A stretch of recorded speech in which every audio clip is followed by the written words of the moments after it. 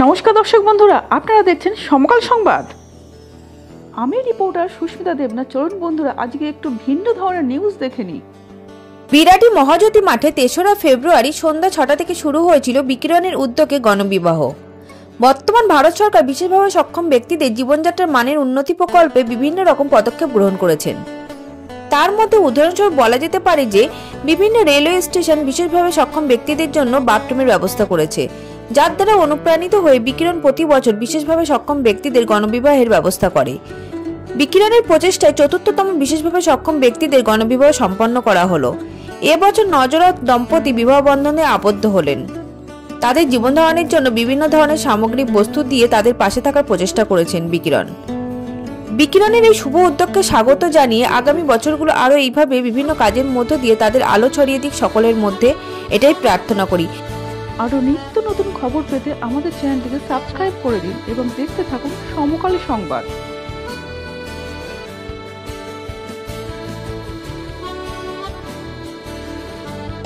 ব্যক্তিবর্গ উপস্থিত হয়েছেন, আমার সামনে যারা বসে আছেন তারা সবাই আশীর্বাদ করবেন।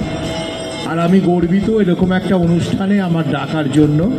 আমি বিকিরণ এবং তার সমস্ত সহযোদ্ধাদের, মণিকাঞ্চন পাল এবং তার সমস্ত সহযোদ্ধাদের, এইরকম একটা বড় কাজ আমার মনে হয় 4 বছর ধরে এইরকম কাজ চলছে।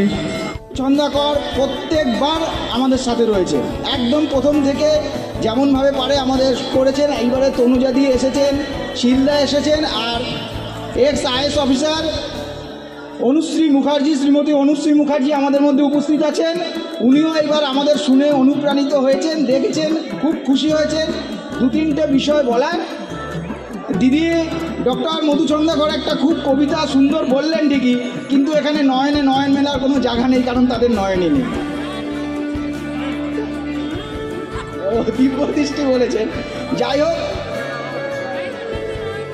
ঠিক আছে। না বিশেষ যেটা বলার, যে এই যে কার্যক্রম হচ্ছে, প্রত্যেক বক্তা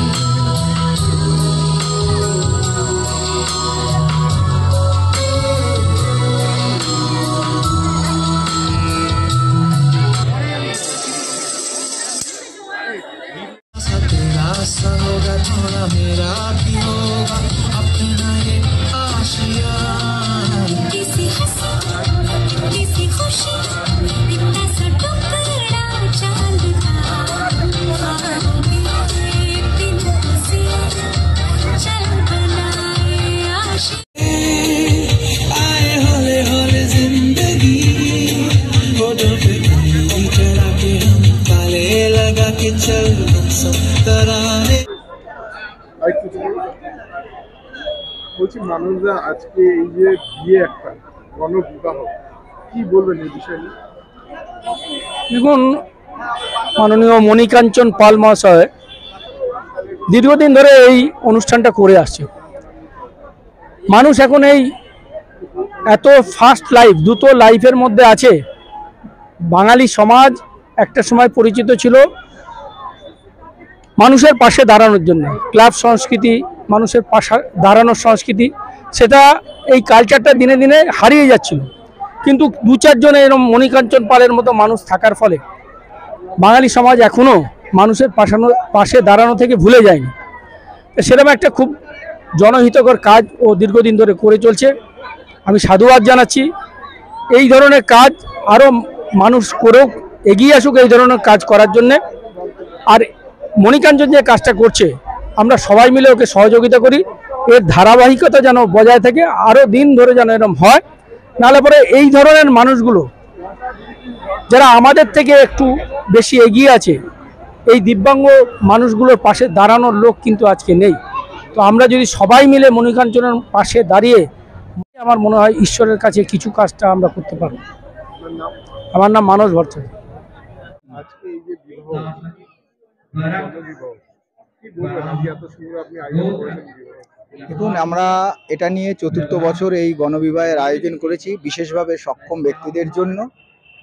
আমাদের উদ্দেশ্য হচ্ছে যারা এরকমভাবে সমাজের পিছিয়ে পড়া লোক আছে তাদের সংসার যাতে ঠিকঠাক চলে, বাসন দিয়ে, বিছানা দিয়ে, আর্থিক সাহায্য দিয়ে, ঘরের আরও কিছু দিয়ে, তারা নিয়ম মাফিক ধর্ম অনুযায়ী ঠিকঠাকভাবে বিয়ে করতে পারে না, তাদেরকে বিয়ে দিয়ে তাদের সাহায্য করা নয়, তাদের পাশে থেকে সমাজকে অনুপ্রাণিত করা।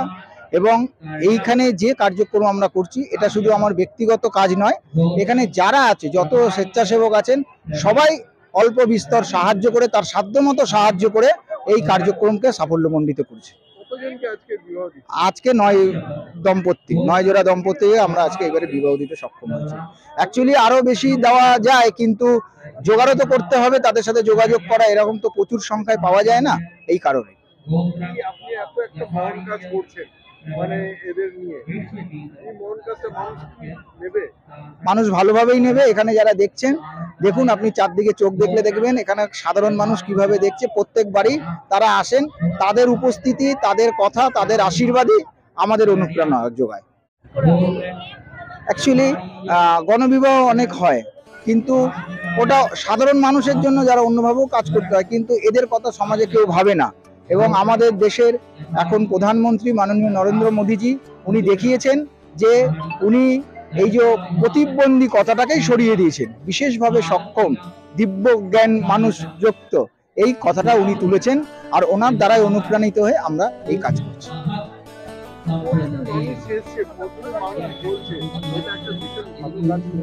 হ্যাঁ, এই কাজ, এই যে বলছেন, এটাই আমাদের অনুপ্রেরণা।